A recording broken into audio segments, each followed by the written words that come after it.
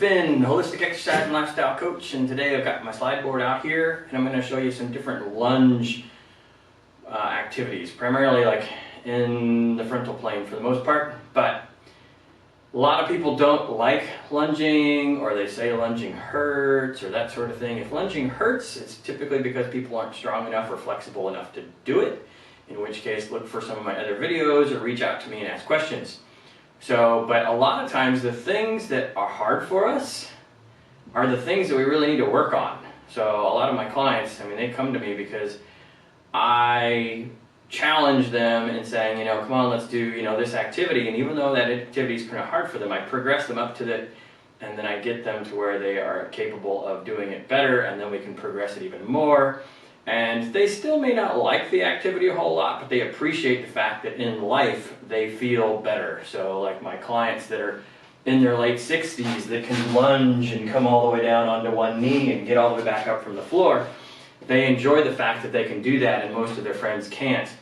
But they can do that because I force them to lunge here in my studio.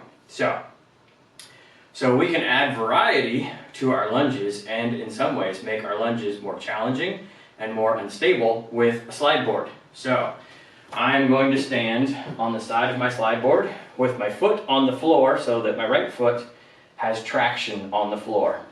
But my left foot is on the slide board and I have all this room behind me to take my foot. So we're going to do kind of like a back step sliding lunge with our left foot. So I'm going to stay up tall with my torso, I'm going to keep my weight in my right foot, and as I lower down into my lunge, I'm going to reach back with that left foot to where my left knee just lightly touches the slide board, and then I'm going to come all the way back up to tall. Trying not to lean forward, staying right over my hips, keeping my knee fairly straight so that I inhale as I reach back, and I exhale as I pull that leg back forward. Now you'll also find that it can work the hip flexors on the opposite side.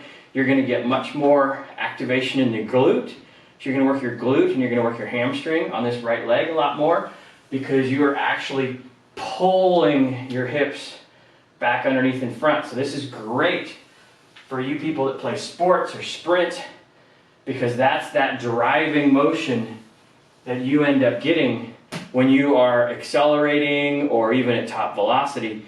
You want to work that glute and the hamstring, even the calf works. You can dig your toes in. So you could even come up on the toe at the top, drive through and come up on the toe. So all of that to where you really work everything around that whole lumbopelvic hip complex to build up a lot of strength. And then of course do the other side as well, where you stand with your left foot on the ground and slide the other foot backwards.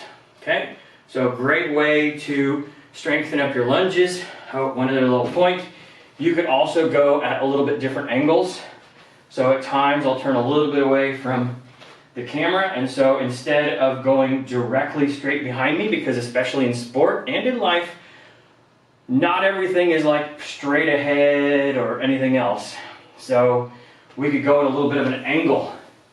And that way I'm turned a little bit and I'm letting my foot go back into the side at pretty close to a back 45, at a back 45 degree angle in through there. And then that way I've got to pull it up and it gets a whole new stretch into the rectus femoris and the pectineus and all sorts of other different muscles into the front of our hip, so that our body gets better at moving those muscles through a full range of motion. Once again, it reduces the chance of injury. It's not always about training real heavy. A lot of times it's about training through a full range of motion so that every single muscle fiber in your body gets worked. We have over 600 muscles in our body. Most people just think about the big ones that they know from the muscle magazines, but we have lots of others and they all need to get worked in different ways so that they can all be strong and healthy and reduce our risk at injury. So if you got questions, don't hesitate to reach out to me. Make sure to subscribe, ring the little bell. I look forward to seeing all of you in the next video. Have a happy and healthy day on your slide board.